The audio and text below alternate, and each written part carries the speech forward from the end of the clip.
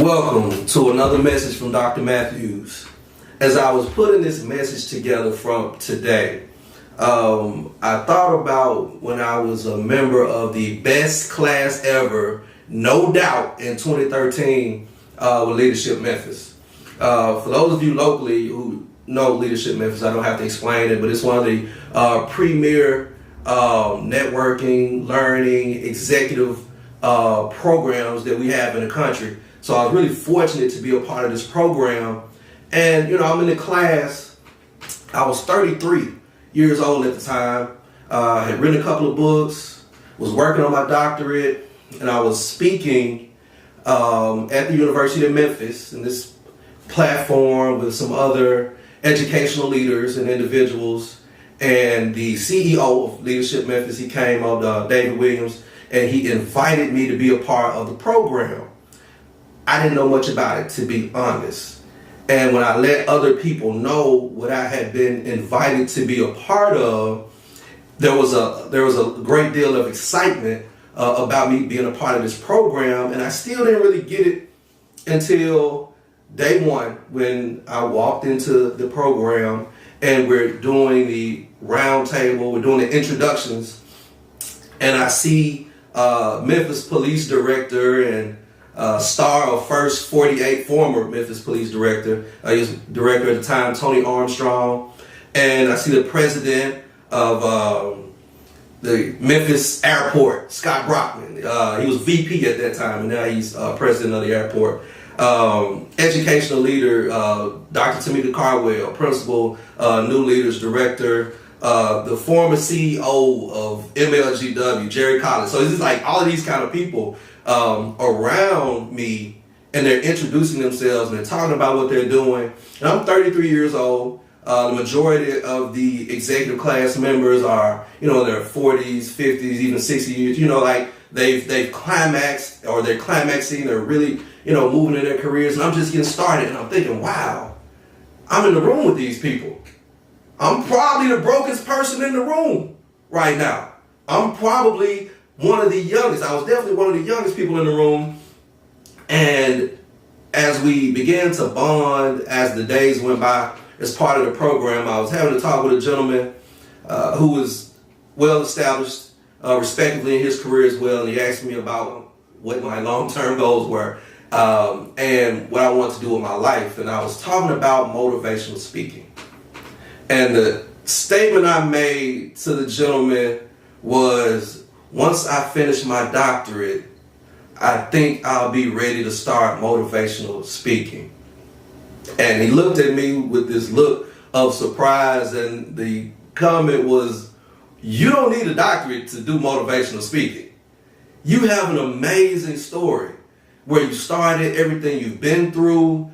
You have a great story. You can motivate people now. You're motivating us in the class right now. And I was floored by it. I was taken back a little bit, because I was in the mindset that I always needed something in order to be successful. I felt like there was always something else that I had to have. I needed to grasp another credential, another achievement, that I wasn't quite ready to operate at my fullest capacity. I wasn't quite ready to reach my full potential. I wasn't quite ready to be who I was already built to be. So that moment helped me to realize that you don't need anything to help people. You have what you need to be successful. I'll give you another example. I was talking again to another educational leader. He's the founding principal at Promise Academy, former superintendent at Benton County Schools. He's my frat brother, Dr. Patrick Washington. And so I'm talking to Dr. Washington, and we were talking about an experience I had with one of my businesses when I had a trucking company.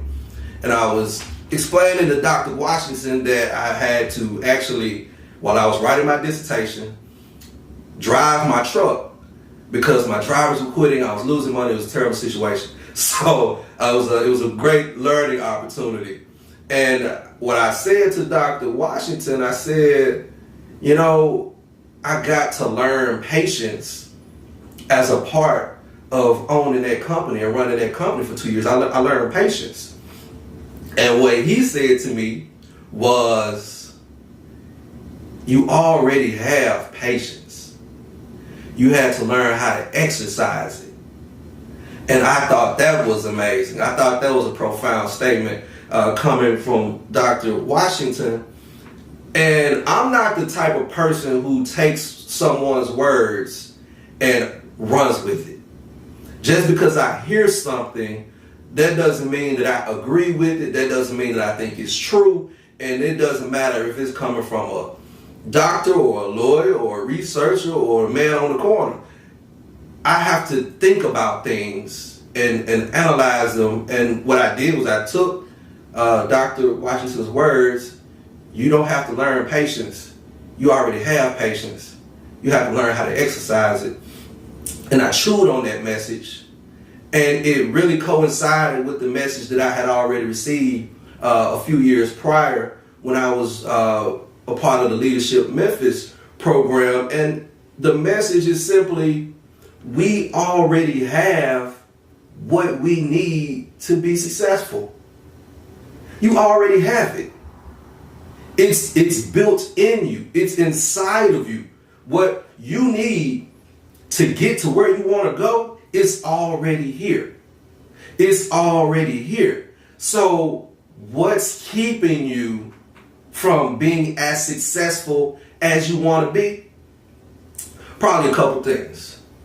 Maybe you have not defined success for yourself. And maybe you have not determined how to measure your success.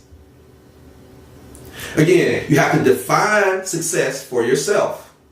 And then you have to determine how you're going to measure this.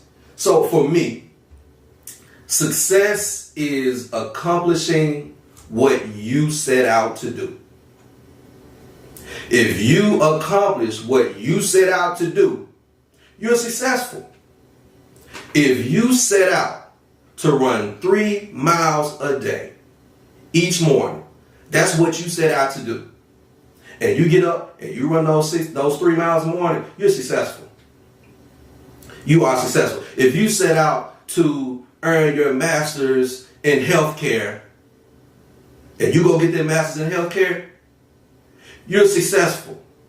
If you set out to start your own company, you're going to make soap and you're going to sell soap, and you do that, you're successful. So what happens a lot of times is we let other people define success for us. We let other people determine what makes you successful. Oh, he got that big old house. He's successful. When you going to flip your car? When you get a new car? You look successful, or you don't look successful. We got to get out of that thinking. Success for you is what you set out to do.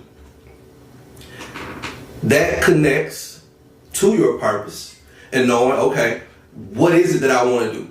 What is it that I can do on a daily basis in the long term where I can feel like I met my potential, I'm walking in my purpose, and I'm doing something that I consider worthwhile work.